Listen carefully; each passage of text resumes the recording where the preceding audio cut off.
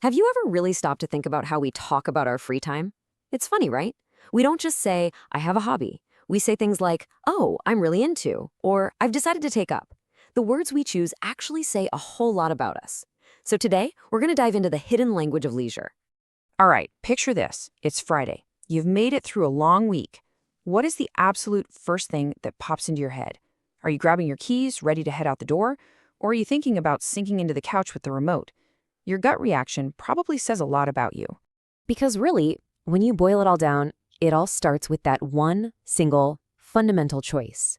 Pretty much any way you spend your free time falls into one of these two big categories, staying in or going out. It's kind of the great divide, isn't it?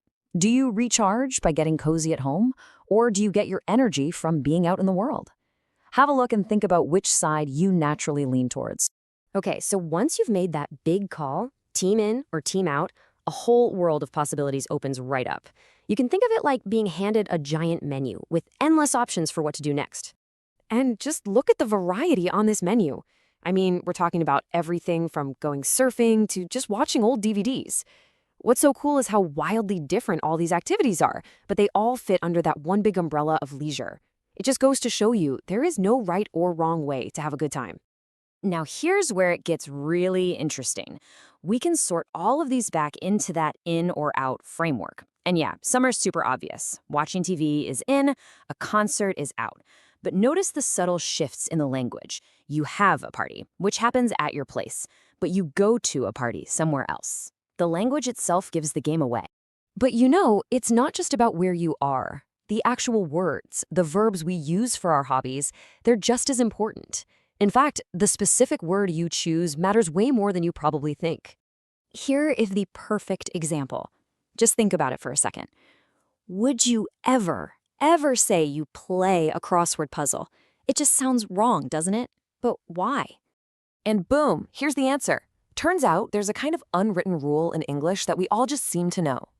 We play games, like chess, things with rules, and maybe a winner and a loser. But we do puzzles, like crosswords, which are more of a solo challenge you're trying to solve. It's one of those things that once you see it, you can't unsee it. So here's the rule laid out nice and clear. We play games, we do puzzles, and for hobbies where you're gathering things, we collect objects. It's like a secret code that's been hiding in plain sight this whole time. Now you're in on it. For instance, it sounds completely normal to say you play a computer game. That makes total sense because you're interacting with a system, you're following rules, you're trying to win. But on the other hand, you would always say, you do a jigsaw puzzle. You're completing a task. You're solving it. It's a totally different goal, and our language reflects that perfectly. All right, so we've got the basic verbs down, but what about when you want to talk about your relationship with a hobby? How you got started or how much you like it? Well, the language gets a little more sophisticated. So yeah, let's level up our language a bit, because instead of just saying, I started a new hobby, there are so many better, more natural ways to say it. This is the kind of stuff that makes you sound less like you're reading from a textbook and more like you just know. And this is where something called phrasal verbs come in handy. It's just a fancy term for when you stick a little word, like up or to, after a verb, and it creates a whole new meaning. For example, to take up something means to begin a hobby. Like, I took up guitar last year. But even better is take to. That means you've really started to love it. And here's a fantastic example. This person doesn't just do Sudoku. They've taken to them. Can't you just hear the enjoyment in that phrase? It tells you this isn't just something to pass the time. It's a new passion they found. Okay, so let's put all the pieces together.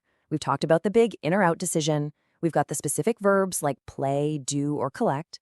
And we have these great phrasal verbs. Now, let's use all that to build your own personal leisure profile. Here's a really simple 3-step formula to describe your own habits perfectly. Start with your main preference, staying in or going out. Then add some other things you're into. And finally, mention something that's just not for you.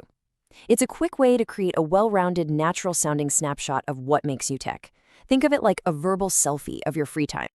So as we've seen, the language of leisure is so much more than just a list of words. It's really a window into our personalities.